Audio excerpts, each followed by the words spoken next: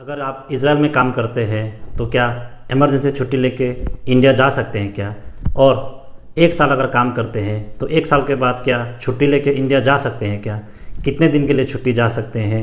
छुट्टी जाने के लिए क्या क्या डॉक्यूमेंट लगता है? प्रोसेस क्या है? किन किन बातों का आपको ध्यान रखना चाहिए? बहुत सारे जो सब्सक्राइबर है उन लोगों ने मुझे कमेंट करके इसके बारे में पूछा था और इसका ऊपर एक वीडियो बनाने के लिए बोला था, तो उसी के लिए एक वीडियो लेके आपके पास आया हूँ। वीडियो को पूरा देखिएगा तभी आपको पूरा जानकारी मिलेगा। तो सबसे पहले बात करते हैं, अगर आप इजराइल में काम करते हैं, चाहे वो केयर कीपर हो या कंस्ट्रक्शन सेक्टर हो, क्या आप इमरजेंसी वैकेशन लेके इंडिया जा सकते हैं क्या? तो इमरजेंसी वैकेशन लेके इंडिया आप ज़रूर जा सकते हैं।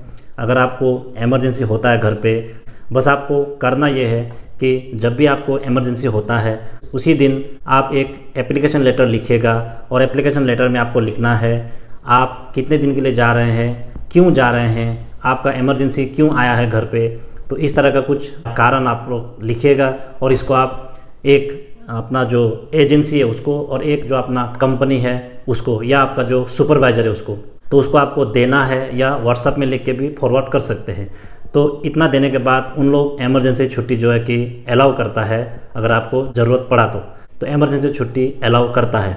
उसके बाद आपको टिकट बनाना पड़ेगा और उसके बाद जो है कि एक री एंट्री वीज़ा लगा के आपको इंडिया जाना पड़ेगा और ये जो री एंट्री वीज़ा है ये आपका जो एजेंसी है वो लगा के देता है। तो इस तरह से अगर आपको इमरजेंसी छुट्टी चाहिए तो इमरजेंसी छुट्टी ज़रूर मिलता है, लेकिन ये इमरजेंसी छुट्टी जो है कि हो सकता है आपको 1 महीने का ही मिले, ज़्यादा दिन का आपको नहीं देगा। अगर आप बहुत सालों से काम कर रहे हैं, 2-3 साल से काम कर रहे हैं, तो उस केस में आप ज़्यादा दिन भी जा सकते हैं। लेकिन आपका जैसे कि अभी इजराइल आके 4 महीना, 5 महीना या 6 महीना हुआ है और आपको इमरजेंसी छुट्टी जाना है, तो उस केस में मैक्सिमम आपको 1 महीने का ही छुट्टी मिलेगा, उससे ज़्यादा नहीं मिलेगा। क्योंकि मेरा कुछ दोस्त जो केयर गिवर सेक्टर में था, उन लोग भी जब इजराइल आने के बाद 6 महीने होने के बाद उन लोगों को घर पे इमरजेंसी हुआ था, तो उन लोग भी 1 महीने का ही छुट्टी गया। तो इस तरह से इमरजेंसी छुट्टी मिलता है, लेकिन जो छुट्टी का दिन है वो 1 महीना तक ही आपको मिलेगा। अब अगले पॉइंट में हम बात करते हैं कि 1 साल काम करने के बाद प्लानिंग करके छुट्टी लेके इंडिया जा सकते हैं क्या? तो 1 साल काम करने के बाद भी आप छुट्टी लेके जा सकते हैं, उसको बोलता है प्लानिंग करके छुट्टी जाना। तो अगर आपको छुट्टी जाना है 1 साल काम करने के बाद, तो इसमें थोड़ा प्रोसेस चेंज हो जाता है। आपको करना ये पड़ेगा कि आपको एक एप्लीकेशन लेटर लिखना पड़ेगा और अपना जो एजेंसी है या जो कंपनी है या उसका जो सुपरवाइज़र है उसको देना पड़ेगा। और ये जो एप्लीकेशन लेटर है ये आपको कम से कम छुट्टी जाने से 1 महीने पहले आपको देना पड़ेगा। रूल का हिसाब में 1 महीना पहले देना पड़ता है, उसको बोलता है प्रायर नोटिस।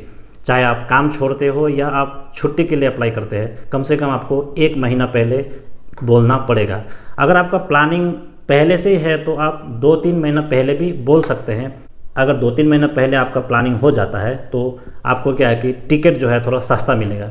लेकिन आपका प्लानिंग नहीं था और अचानक 1 महीने पहले आपको पता चल गया कि हमको अब छुट्टी जाना है, तो कम से कम 1 महीना का टाइम लेके अपना एम्प्लॉयर को इन्फॉर्म कीजिए। एक एप्लीकेशन लिख के उसमें भी वही रीज़न लिखना है, आप कितना दिन के लिए छुट्टी जा रहा है, तो ये सब आप लिखिए और एक एजेंसी को दीजिए और एक अपना कंपनी को या अपना जो सुपरवाइज़र है उसको दे दीजिए।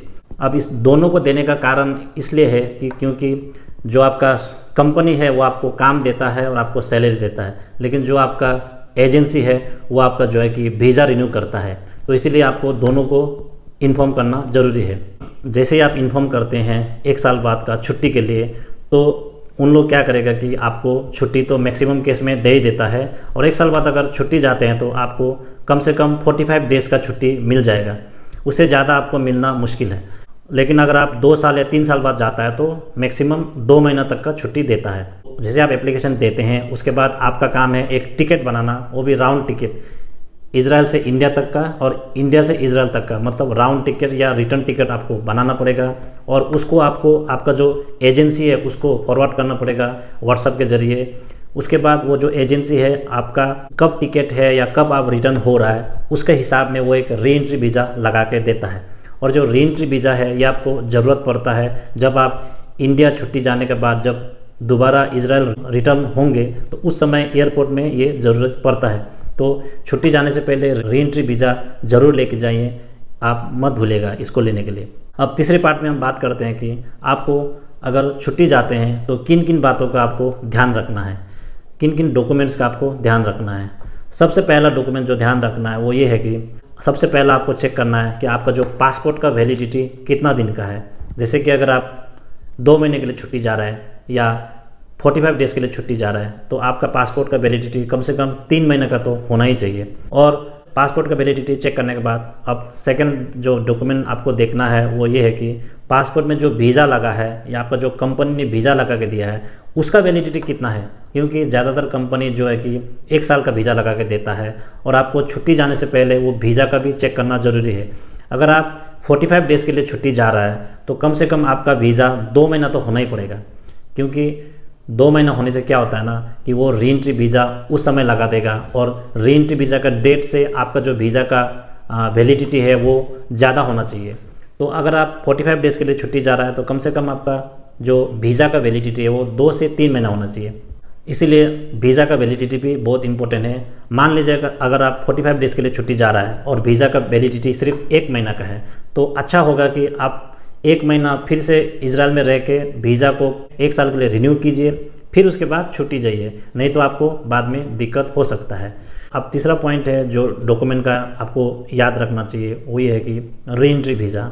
आपको इजराइल छोड़ के जाने से पहले री एंट्री वीज़ा ज़रूर लगा के जाएं। वैसे एजेंसी जो है कि री एंट्री वीज़ा आपको लगा के देता है तो इसमें कोई दिक्कत नहीं है अगर आप इजराइल दोबारा आना चाहते हैं तो।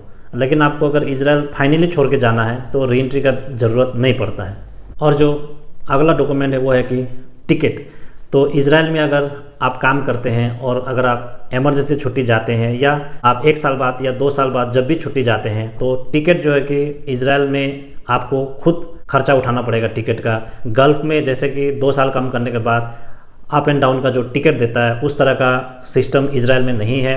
आपको इजराइल में आप 2 साल काम करो, 5 साल काम करो या इमरजेंसी हो, कुछ भी हो, लेकिन आपको टिकट खुद बनाना पड़ेगा, अपना पैसे से बनाना पड़ेगा। तो जब भी छुट्टी जाएं आप कोशिश कीजिए कि थोड़ा एडवांस में टिकट बनाइए, जैसे कि 1 महीना 2 महीना पहले टिकट बनाइए। तो इस तरह से क्या है कि आपको कम पैसे में भी टिकट मिल जाएगा।